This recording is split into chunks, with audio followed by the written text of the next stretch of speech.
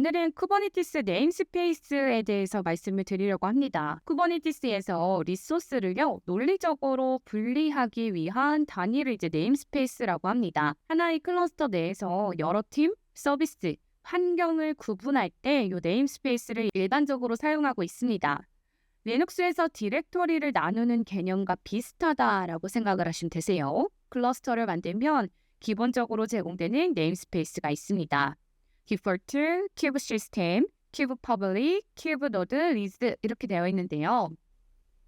여러분들이 클러스터를 만들고 파드를 만들고 별도의 네임스페이스를 지정하지 않고 리소스를 만들었다면 디폴트라는 네임스페이스의 리소스들이 생성이 될 거예요. 큐브 시스템 같은 경우에는 쿠버네티스 자체 시스템 컴포넌트들이 실행되는 네임스페이스고요. 큐브 퍼블릭 같은 경우에는요. 거의 사용되지 않고 있어요. 공개 리소스 공간 정도다라고 생각하시면 되고요. 큐브 노드 리스 같은 경우에는요. 노드 헬스 체크를 위한 객체 관리용이라고 생각하시면 되겠습니다. 그래서 지금까지 우리가 배포한 리소스들은 디폴트라는 네임스페이스에 배포가 되고 있었다라는 게 더 중요한 사실이죠. 지금 화면을 보시면 kubectl get ns 또는 name 스페이스 이렇게 치시게 되면은 기본적인 4개의 네임스페이스를 보실 수가 있습니다. ns라고 줄여서 사용하셔도 되고요. 그리고 get paths 하고요. 대문자 A 이 옵션을 하게 되면은 모든 네임스페이스를 같이 보면서 모든 네임스페이스 내에 파드들을 볼 수가 있습니다. 여태까지 제가 별도의 네임스페이스를 지정하지 않았기 때문에 이렇게 디폴트라는 네임스페이스에 들어가져 있는 것을 우리는 확인할 수가 있는 거죠. 네임스페이스를 사용하는 이유는 먼저 리소스 이름 충돌 방지예요. 같은 이름의 서비스라도 다른 네임스페이스에서 각각 존재가 가능하기 때문이고요. 권한도 분리해서 사용을 할 수가 있어요. 우리가 다음 시간에 이제 또 앞으로 배울 내용인데요.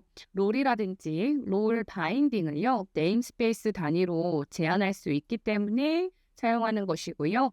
지금 말씀드린 것처럼 리소스 관리도 분리해서 사용할 수가 있는 거죠. 팀 단위로 네임스페이스를 만들 수도 있고요. 서비스 단위, 환경별로 별도 관리가 가능합니다. 네임스페이스를 생성할 때는 간단하게 kubectl create 네임스페이스 이름 이렇게 만들어 주시면 됩니다. 또는 야멀 파일을 여러분들이 만들 때는요. 이렇게 메타데이터 이름 밑에다가 네임스페이스 이렇게 작성만 해주시면은 사용을 하실 수가 있어요.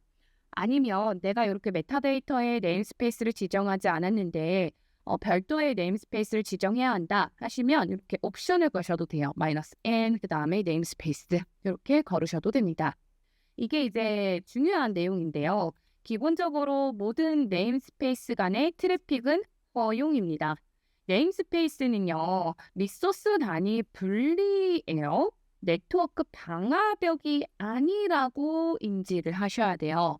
따라서 기본적으로 팀 A에 있는 파드가 팀 B에 있는 파드에 접근이 가능합니다. 그래서 하나의 파드로 접속을 해서요. 서비스가 있다면 My 서비스 팀 B에 있는 네임스페이스로 서비스 요청을 하게 돼도 충분히 통신이 되는 것을 확인할 수가 있습니다. 이 케이스 한번 같이 볼게요. 방금 전에 설명드렸던 내용을 데모로 좀 해볼 건데요. kubectl create 그 다음에 ns 할 거고요. 팀 A 하나 만들었어요. 그리고 팀 B 하나 만들었습니다. 제가요. run 만들 건데요. 파드 하나 만들도록 할게요. 팀 A 파드 이렇게 만들 거고요.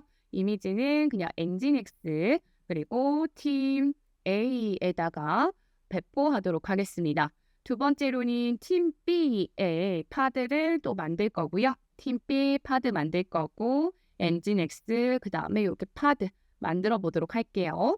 그 다음에 어떻게 할 거냐면 파드를 조회할 건데요.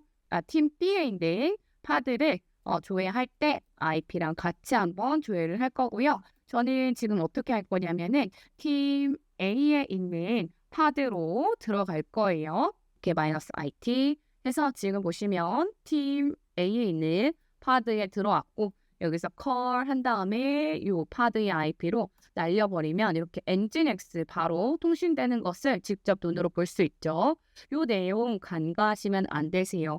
네임스페이스는요, 논리적인 격리 공간이지 방화벽 역할, 물리적으로 뭔가 막아주는 건 아니다라는 거 인지해 주세요. 자, 그럼에도 불구하고 격리가 필요한 이유는요, 다른 팀 서비스에 실수로 접근하지 않도록 해야 되고, 민감한 리소스의 외부 접근을 제한해야 되고요. 그리고 마이크로 서비스 아키텍처에서 의도된 통신만 허용하는 것이 가장 중요합니다. 그래서 이제 알백 개념이 나올 것 같은데요. 알백이라든지 이제 롤이라든지 클러스터 롤 이런 것들을 배우면 요 네임스페이스가 왜 필요한지를 더 이해하실 수가 있으실 겁니다. 네임스페이스를 사용하실 때는 네임스페이스만 사용하시는 것은 사실 불충분한 거예요. 통신까지 통제를 하려면 뭐가 나와야 되냐면 네트워크 폴리시 같은 정책 리소스를 사용을 해야 해요. 요때 이제 네트워크 스페이스 셀렉터라는 것을 활용을 하게 되면 네임스페이스 기반의 트래픽 제어가 가능하게끔 되거든요. 그래서 이런 게 있다 정도만 이해하시면 되세요. 오늘은 네임스페이스가 무엇인지에 대해서 더 초점을 가져보려고 합니다. 정리를 하자면 네임스페이스는 리소스의 논리적인 구획이에요. 이름 충돌 방지, 관리 단위로 분리를 제공하고 있는 거고요. 그런데 기본적으로 네트워크 트래픽은 열려 있기 때문에 보안 관점에서 격리가 필요하다라는 게 정말 중요한 개념입니다. 이것들을 해결하기 위해서는 네트워크 폴리시라는 것을 함께 사용하셔야 되고요. 이 네임스페이스랑 네트워크 폴리시는 함께 이용하고 이해하고 구성해야지 효과적인 보안과 구조 분리가 가능하다라는 것까지만 인지해 주시면 되겠습니다. 오늘은 네임스페이스에 대한 간단한 내용을 말씀을 드렸는데요. 오늘 강의도 여러분들에게 도움이 되셨길 바라며 저는 다음 강의 때 더 좋은 컨텐츠로 돌아오도록 하겠습니다. 감사합니다.